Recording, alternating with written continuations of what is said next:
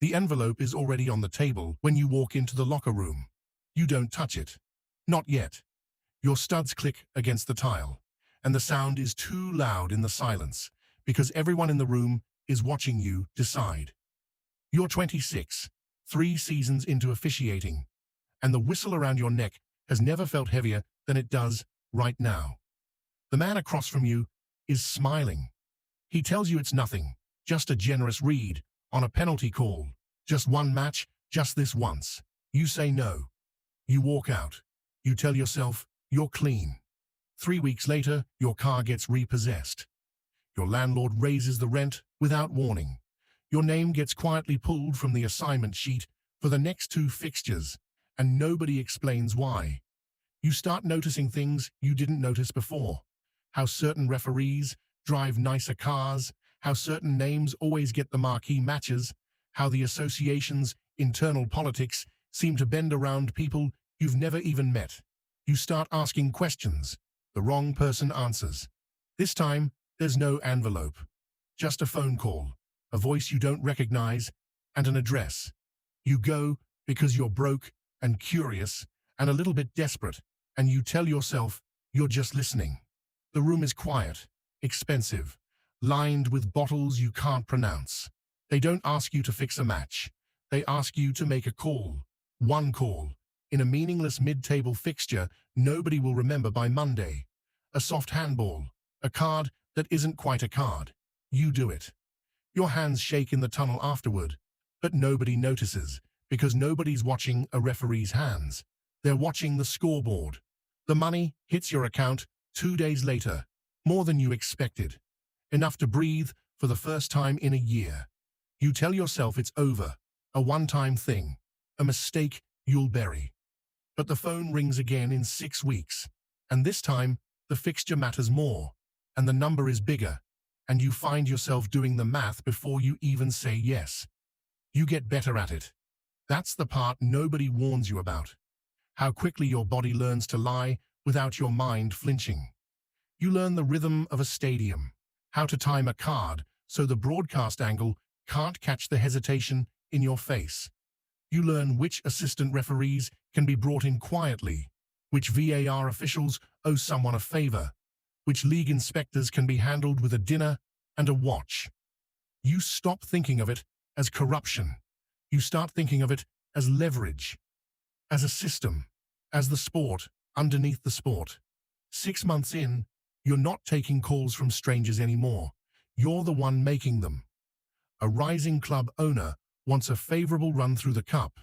A relegation-threatened side needs 3 specific matches to go their way before March. You set the price. You choose the officials. You've built a small, quiet network. Men who trust you because you've never once been caught, and fear you because you know exactly what they've done. You wear a better watch now. You drive to matches instead of taking the train. Assigners call you first for the biggest fixtures because a whisper has spread that you're reliable. And reliable, in this world, means something very different than it used to. You stop feeling the shake in your hands. That's when you know something in you has changed. You stand in the center circle before kickoff, 60,000 people screaming your name in hatred or reverence, and you feel nothing but calculation. Which card, which minute, which camera angle is dead? You've become fluent in a language most people spend their whole lives never learning. The grammar of a fixed result dressed up as an honest mistake. The power comes with a price you don't notice until it's already been paid. You can't trust your fellow officials anymore because you know exactly how easily they can be bought. You bought some of them yourself. You can't trust the club executives who smile at you in hospitality boxes because you've watched them discard men just like you the moment they became inconvenient. You start scanning restaurants for faces you recognize. You start taking different routes home.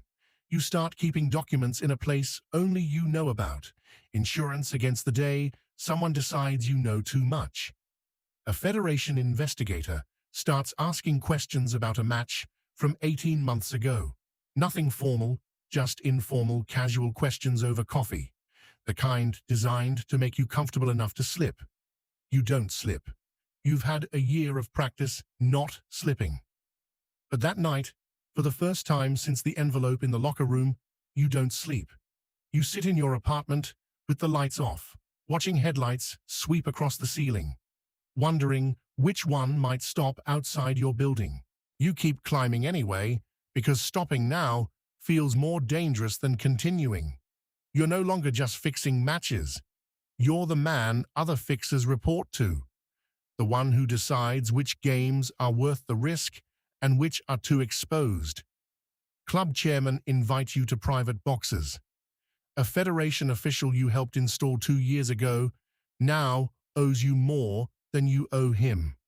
You have more money than you know what to do with, sitting in accounts under names that aren't yours. You have influence over outcomes that decide relegation, promotion, championships, careers. You have exactly what you wanted the night you walked out of that locker room and told yourself you were clean. And you have no one. Not really. The people beneath you fear you too much to be honest with you. The people above you use you too efficiently to ever actually protect you.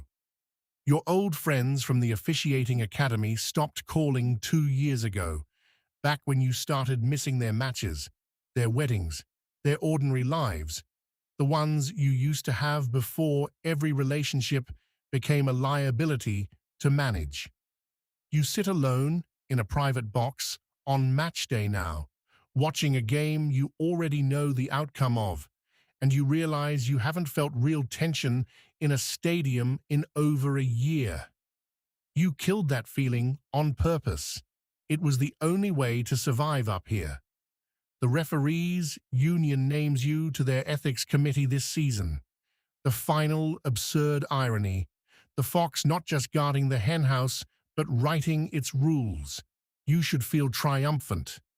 Instead, you feel the same thing you felt driving home after that first fixed handball, except it's grown until it fills the whole room. The understanding that you are now the one thing you used to fear becoming, and there is no whistle left in the world that can call a foul on you. By the time you're running the game from the shadows instead of the center circle, there's no one left who'd tell you the truth, because you made sure of that yourself.